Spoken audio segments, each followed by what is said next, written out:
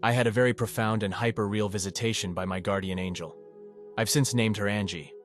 Mind you, I don't know her real name, but I got the impression they don't have names as we know them.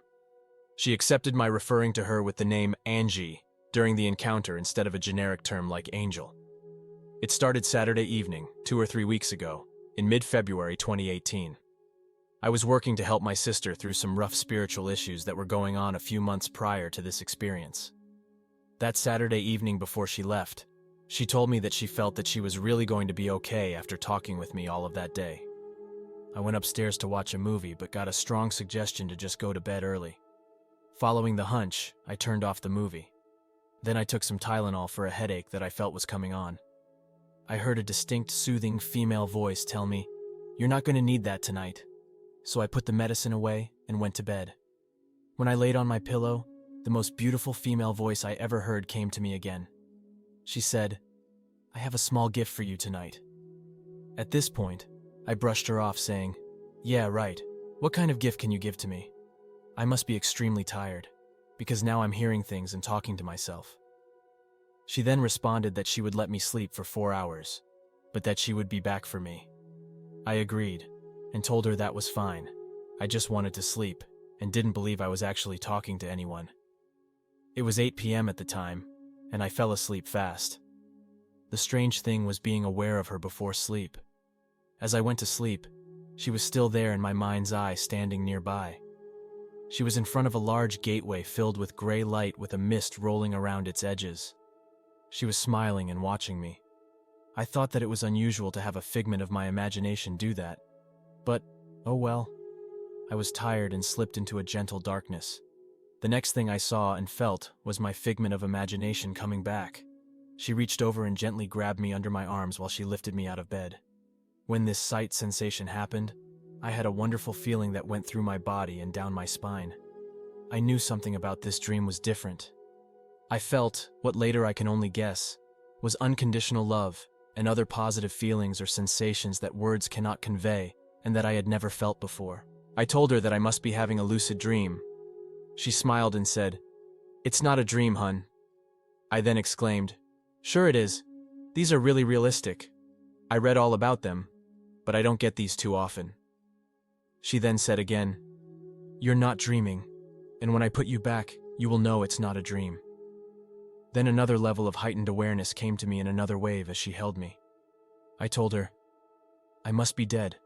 Somewhere my body is choking to death or I stopped breathing." She reassured me that my body was fine. To ease my anxiety, she let me see it peacefully lying in my bed. The time I noted from my clock by my body was 12:10 a.m. I then doubted what she was and asked, "Are you really an angel or something else?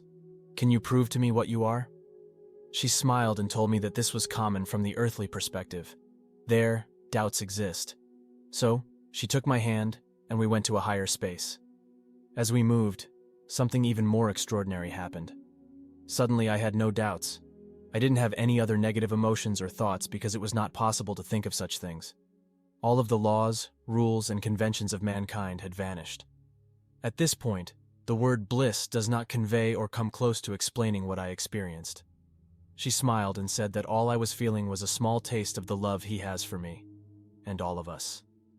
This encounter lasted for over 4 hours. She told me many deep, private, and meaningful things about myself, about humanity, and how we are all the same and made of his light. She said she was made of the same light as we all are, that we are all creation of him. She told me this was my reward, for searching for him and for his truth. She was so happy for me that I had gotten so far in my own determined search. She was glad that I had the presence of mind to ask him for assistance to help me in discerning the truth, with the piles of ancient papers, books, and modern references I had read and collected for years looking for my own answers. When I looked at her, I thought to myself, if ancient man had seen something like this, is this how religion got started? Would they consider her a god? She immediately read my thoughts and gave me the message I was not to worship her. She was an emissary of our Creator, sent to help me on my own unique spiritual path. I was allowed to be thankful he had given me such powerful help in my quest. I was assured that Angie really did exist. She told me all of this was happening because I deliberately went on my own path to find him. She showed me how years ago I had discarded my old music tastes. I then learned to listen and appreciate music that was inspired from a higher level of consciousness. This was music that didn't hurt the spirit and mind with negative messages or discord. I had also stopped watching movie and show material that pandered to the lowest common denominator. I avoided the temptations of drugs and alcohol. I had engaged in self-sacrifice to care for others. I did not get involved in relationships that did not have true love at its core. I would repeatedly deny my base human nature for high ideals and standards that I achieved for myself and expected of others. That because I had deliberately reached out to him, he came halfway to meet me. This was despite the difficulties and distractions of Earth at this time. My mission was to encounter and hear the divine. She told me that I did the right thing when helping my sister. When I was confused or had doubts, I prayed directly to him for guidance to find the words to help when I needed his help. I had asked for him to be in my life, to have my guardian angel involved in my life, to be able to hear them easier to do the right thing and make better choices that help others. She affirmed that he heard every thought I ever had. She told me that there was no shame in having a human experience or being a human being. Please bear in mind that while she told me these things, she gave me very clear images of examples from my life to help clarify the meaning.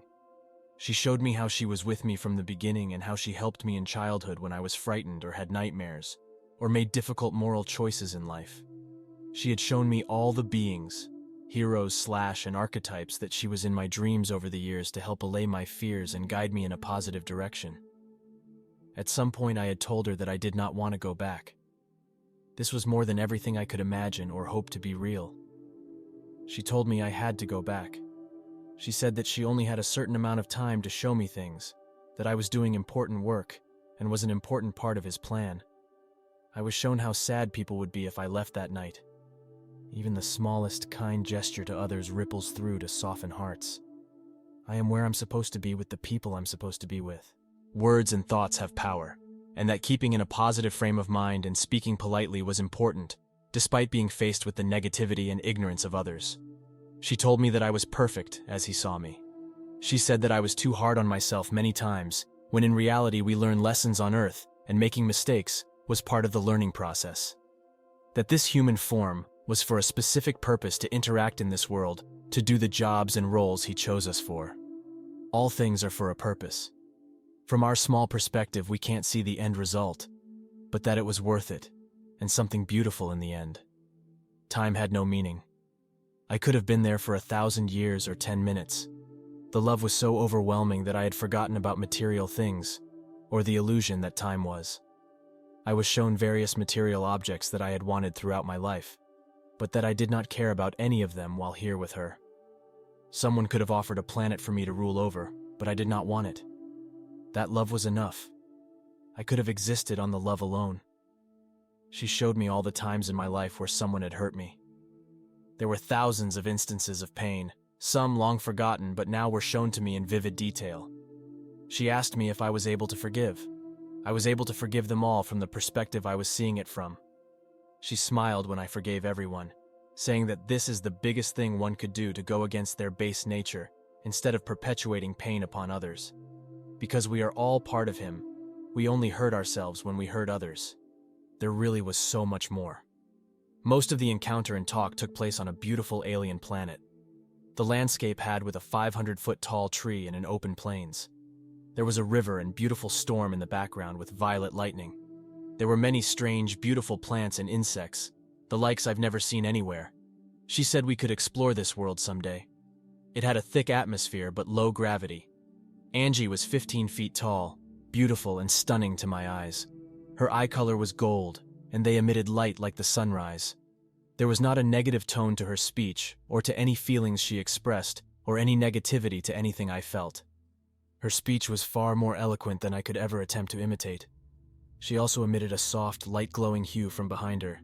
I was given the impression she could appear as anything to convince me of her status to convey messages from our Creator. She was going to put me back in my body at 4 a.m., but I begged for an extension. I saw her look back over her shoulder toward the green sky. Someone seemed to be talking to her, but I didn't hear anything. She then turned back toward me and said, I could have 30 minutes, but no more than that. In that time, She showed me that love was actually like a physical force, like gravity, electrons or photons of light, and that they pass through all times, places, and dimensions as they are actually a part of him in everything. When she put me back, I felt like I was putting on a heavy, tight diving suit. 2 loud knocks on the bedroom door snapped me awake to remember everything vividly. I felt like I weighed a single pound. This feeling of unnatural peace, being lightweight, and feeling loved persisted for 12 hours that Sunday. I also had the sensation that I was physically held at some point, as in my dream. When I sat up in bed, she then instructed me to get up and start my Sunday by washing everyone's clothes to help my grandparents. The humor was not lost on me as I pulled clothes from the dryer. One moment I was in another dimension on an alien planet with a being of unimaginable intelligence, and Grace being told the most profound secrets of the universe.